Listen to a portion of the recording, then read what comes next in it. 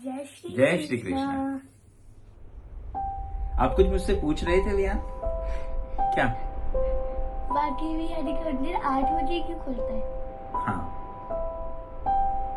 अभी हम रिसेंटली बांके बिहारी मंदिर गए और वहां जब हम पहुंचे तो हमने पाया कि क्योंकि मेरे मन में ये विचार आया कि बाकी जितने भी हम तीर्थ स्थलों पे जाते हैं तो वहाँ भगवान की मंगल आरती के हमें दर्शन करने के लिए मिलते हैं। हम सुबह 5 बजे लाइन में चले जाते हैं और सूरज निकलने से पहले ही हमें मंदिर प्रांगणों में एंट्री मिल जाती है, हम भगवान के दर्शन कर लेते हैं। लेकिन बांके बिहारी मंदिर के साथ ऐसा बिल्कुल नहीं है। अगर आप भी कभी गए होंगे तो आपने भी अनुभव किया होगा। तो आज के इस वीडियो के माध्यम से मैं आपको यही बताने जा रहा हूँ कि बांके बिहारी मंदिर आम लोगों के लिए देर से क्यों खुलता है। तो आइए जानते हैं इस कथा के बारे में। बांके बिहारी की जो मूर्ति है वो पास ही स्थित निधिवन में बाबा हरिदास को कुएं में मिली थी और उसके बाद उस मूर्ति को बांके बिहारी मंदिर में स्थापित किया गया। बांके बिहारी की अनेक लीलाओं में से एक कहानी ये भी है कि बांके बिहारी हर रोज निधिवन में गोपियों के संग रास करने जाते हैं। आज की जो कहानी है वो बांके बिहारी के इसी रूप से जुड़ी हुई है। ब्रज में एक समय में ग्वाला था जो रोज गैया चराता था। सुबह से शाम तक उसका यही काम कि वो जमींदारों की गैयों को इकट्ठा करता और उन्हें दूर लेकर जाता और शाम ढलने तक वापस ले आता। रोज रोज यही काम करते हुए उसे ऐसा लगने लगा कि उसका जीवन व्यर्थ हो गया है, बेकार हो गया है। क्या उसकी लाइफ में बचा है? वो रोज सुबह निकलता है गायों के साथ और शाम ढलने पर वापस आता है, तो उसे अपना जीवन खराब बेकार दिखाई देने लगा। बहुत समय बीत गया, उसके मन में इसी बात को लेकर बहुत नेगेटिव थॉट्स खड़े होने शुरू हो गए। और भगवान की माया से, भगवान की लीला से एक बार ऐसा दिन आया कि जब वो वापस आ रहा था अपनी गायों को लेकर तो रास्ते में उसे श्रीमद् भागवत कथा होते हुए सुनाई दी।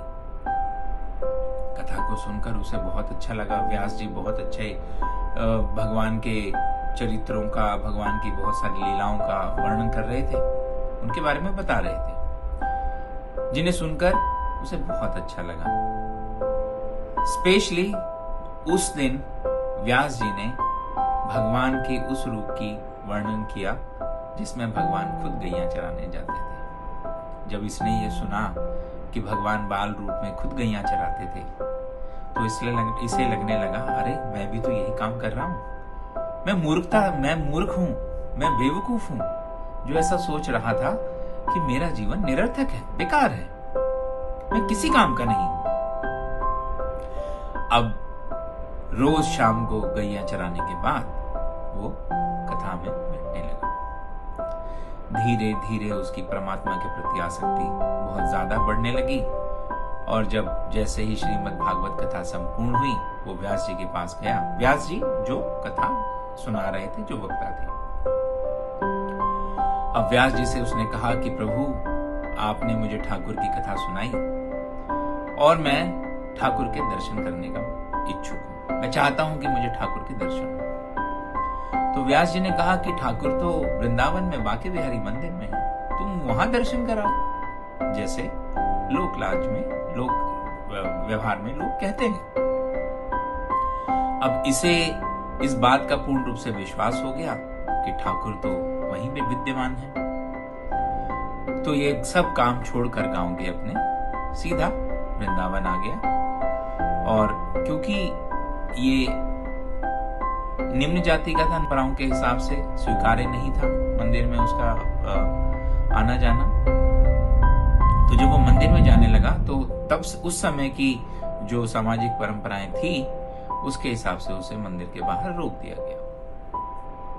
अब वहां के जो पुजारी थे उन्होंने कहा कि भाई तुम मंदिर में तो नहीं आ सकते, पर तुम किसी माध्यम से भगवान की सेवा कर सकते हो। तो मंदिर की जो गायें हैं तुम इनको चराने के लिए ले जाओ, और इसी बहाने शायद तुम्हें ठाकुर के दर्शन हो जाएं, क्योंकि हम मानव तो यही समझते हैं कि हमें परमात्मा की प्राप्ति किसी न किसी सेवा के माध्यम से हो सकती है।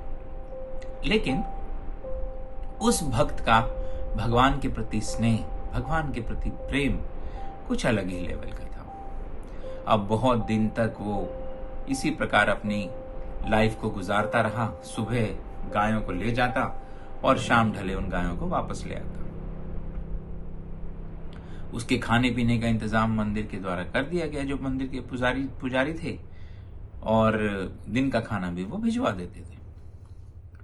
एक बार ऐसा घटित हुआ कि मंदिर में कुछ अनुष्ठान चल रहा था, और जिसकी वजह से जिसको भी ये ड्यूटी दी गई थी कि उस सेवक का खाना भिजवाना था दिन का, वो लोग वहां पे भूल गए, और ये बहुत भूखा प्यासा बैठा रहा।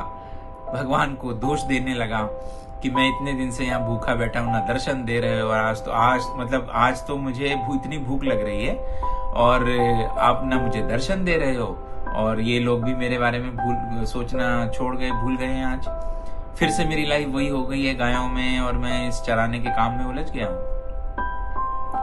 अचानक से वहां पे एक बच्चा आया और उसने कहा, दादा तुम्हारे लिए खाना मैं लेकर आया हूँ, तुम इसे खा लो।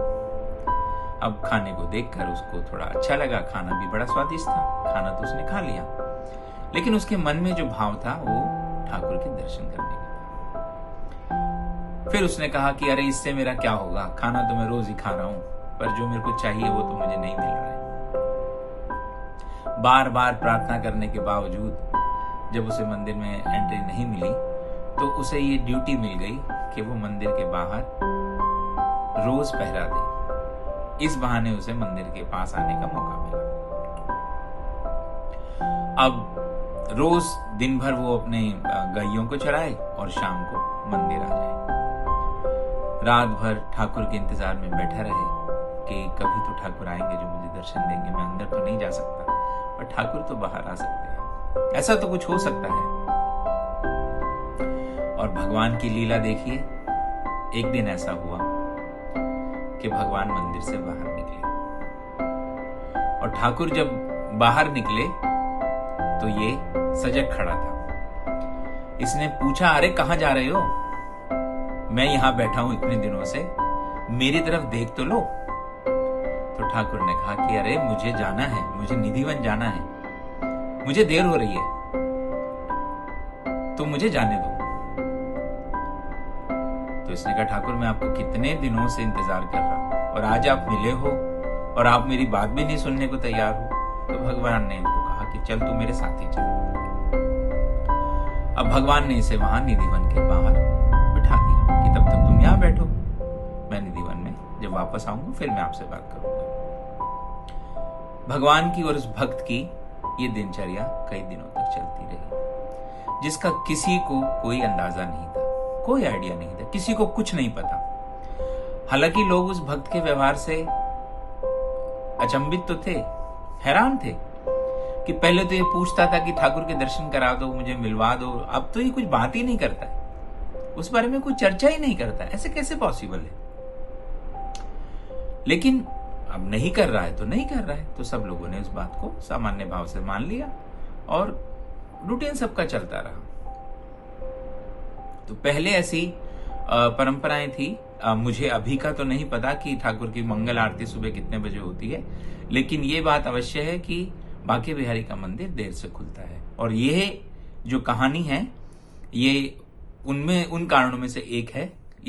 इसमें से इसी आपको पता लगेगा कि बांके बिहारी मंदिर को देर से क्यों जगाया, बांके बिहारी को देर से क्यों जगाया जाता है, मंदिर देर से क्यों खुलता है। अब एक दिन ऐसा हुआ जब मंगल आरती के लिए मंदिर खोलने के लिए पुजारी आई, तो ये बाहर बैठे, तो इसने कहा कि अभी आप मंदिर में नहीं जाएंगे। सबने कहा अरे नहीं, हमें ठाकुर की श्रृंगार करनी है, ठाकुर की आरती करनी है, हम अंदर क्यों नहीं जाएंगे। इसने कहा ठाकुर अभी अभी आए, ठाकुर बहुत थके हुए और आप अभी मंदिर में ना। पुजारियों ने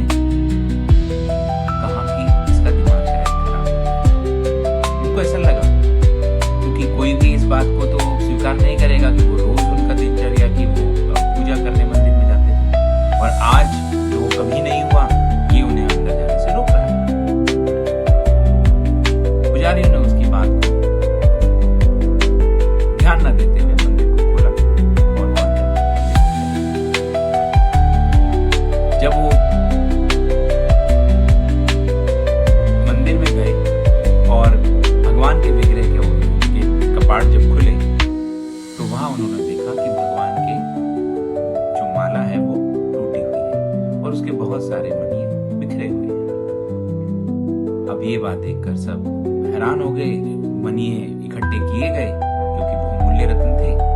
और जब उनको इकट्ठा किया गया तो उसमें से पाया गया कि बहुत सारे माणिक मोती कम थे। अब सबको ऐसा लगने लगा कि शायद मंदिर में चोरी हुई है या कोई इन रत्नों को चुरा ले गया है। जब बहुत अफरा तफरी हुई, बहुत शोर मचा, तो लोग मंदिर से बाहर आए। इसने पूछा क्या हुआ। लोगों ने कहा कि भाई भगवान के रत्न चोरी हो गए, भगवान की माला टूटी हुई है, उसमें बहुत सारे माणिक मोती बिखरे हुए हैं। तो इसने कहा कि वो माणिक मोती कहीं गुम नहीं हुए हैं, वो माणिक मोती ठाकुर ने मुझे दे दिए थे। रात को जब भगवान निधि वन में गए थे तो बहुत थक गए थे और उनकी माला भी टूट गई थी। चलते चलते वो हाथ में माणिक मोती लेके आए बाहर और उन्होंने मुझे पकड़ा दी कि ये मैं लेट हो गया हूं, अभी सब आ जाएंगे, ये मंदिर में तुम ये संभाल लो। और वो अंदर जल्दीबाजी में अंदर चले गए और मैं बाहर रह गया। तभी ये सब पूजा अर्चना करने के लिए आ गए। जितने भी वहां पुजारी थे, जितने भी वहां भक्त थे, सब उस भक्त के चरणों में लेट गए कि हमारा जीवन इतनी सेवा करने के बावजूद भी ठाकुर को पाने योग्य नहीं हुआ, और आपने इतनी सच्ची सेवा के साथ भगवान के दर्शन किया, भगवान के साथ रहे और उस लेवल पर पहुंच गए जहां एक सामान्य आदमी के लिए पहुंचना असंभव है। तो साथियों, बांके बिहारी की अनेक लीलाओं में से ये भी एक लीला है जो वहां लोकल में बहुत प्रचलित है। और ऐसा मान्यता है कि कई कारणों में से ये भी एक कारण है कि बांके बिहारी मंदिर को देर से खोला जाता है, बांके बिहारी को देर से जगाया जाता है। आशा है आपको ये कथा सुनकर अच्छा भी लगा होगा और ये आपको पसंद भी आई होगी। जय श्री कृष्ण।